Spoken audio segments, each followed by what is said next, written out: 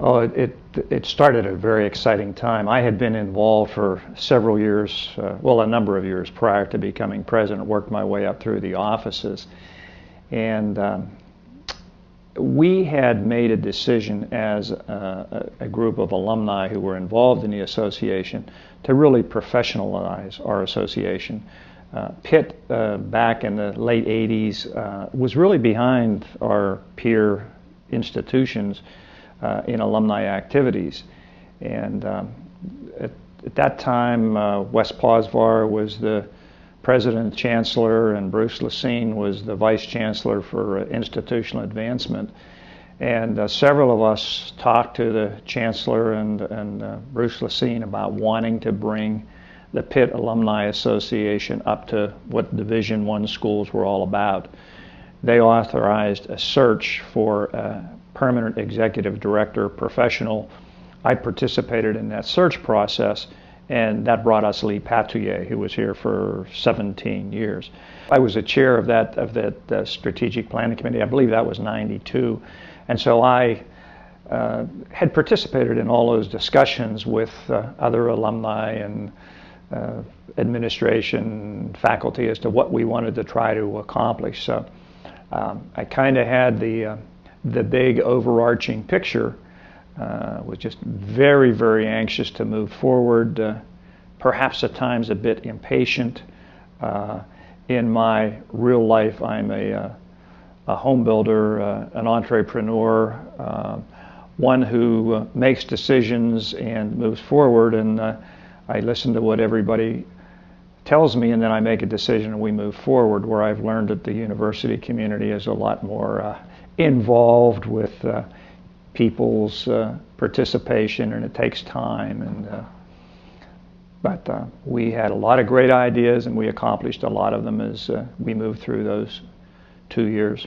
Well, certainly the student association, the Blue and Gold Society, matured, was established, matured, came along, and when I think back about some of the people who really made a difference, or certainly my fellow alums and the administration here, but I also think very much of the students from the Blue and Gold Society, and the two young people who were president of the Blue and Gold when I was there, Andy Wertley, who is in New York, I believe, is a lawyer now, and Heather Heinrich, who is a orthopedic surgeon up in the Westmoreland area.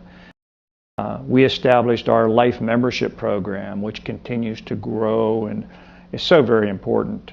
We put a real focus on membership.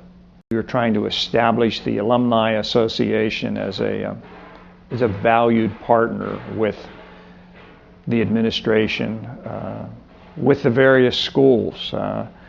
When we first started the dues program, one of our real challenges was that the schools thought that we were a threat to their development activities, that if we collected dues here, people wouldn't give to their particular schools, and we had to overcome that. Well, there was a lot of talking. At that particular time, Dennis O'Connor was our chancellor, and he was a great asset and help to us. That he talked to the deans, and I think sort of told them that there was going to be a dues program, and that this really was an enhancement of the development activities of the schools, and not a deterrent. That if we had a vibrant, engaged alumni association, that it would help the fundraising activities in the various schools. And he was absolutely right, because that's what we have done. We've connected with the schools, and through Lee Patouillet and Jeff Gleam, I mean, we have truly made a difference. We've made those connections, and we support the schools, and the schools support us. Legislatively, we developed our trip to Harrisburg, our Pitt Day in Harrisburg. This was an idea that I had experienced with the National Association of Home Builders during my tenure there, that we would meet with the legislators in Washington, and we tried it here. And our first effort, which was sort of a failure, but it gave us a lot of information. We were going to have a reception in the Chancellor's office. This is again during the O'Connor administration, and we had a wonderful reception over there with wonderful hors d'oeuvres and beverages, and about 4 staff members from the legislative offices. They didn't come. And so Lee Patouillet and I sat down afterwards and said, well, you know, they didn't come to us. I said, why don't we go to them? That's what we used to do in Washington. We would go up on the Hill to the Senate offices and the House offices. So we established our trip to Harrisburg, which continues to this day. We've had evening receptions. We first started with legislative breakfasts, where we would have a breakfast. The legislators all came to have their breakfast, and it gave us the opportunity to talk to them in an informal mode before breakfast. The chancellor always came.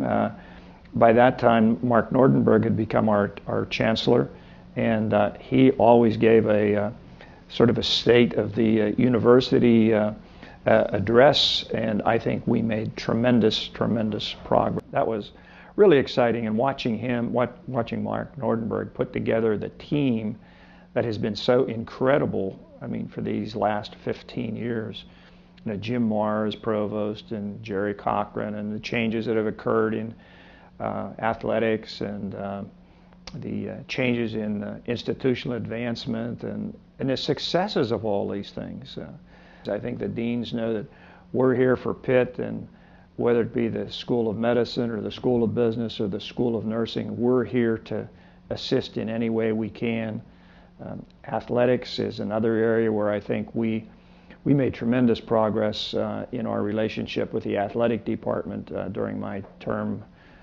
Oval Janes was the athletic director, and he became a real friend of the Alumni Association. He became a good friend of mine, and I think that was something that we now have a great relationship with athletics, but I really believe that started during those 2 years that I served as president.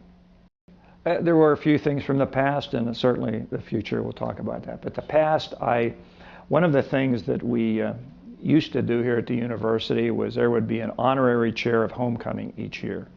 And so for 2 years, I had the honor of presenting the homecoming chair. The first year, which would have been the football season of 1994, we had the dream backfield here at Pitt. And 3 of the 4 were living and came back.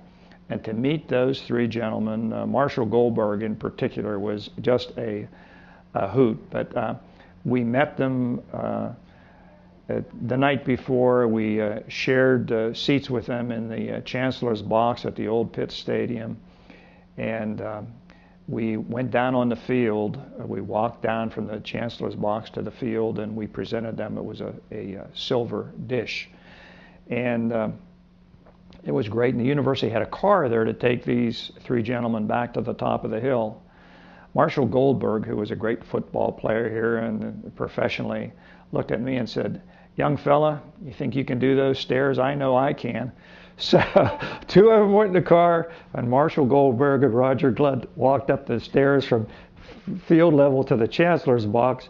And I think I probably was puffing harder than he was when we got to the top, but I hung with him step by step. So that was a fond memory. I just think we're really heading in a wonderful direction. The Blue and Gold Society, the Student Alumni Association, the number of life members we have, the number of scholarships that we have, our relationship with athletics. We have just come so far, and I just think the sky's the limit. The future is very, very bright.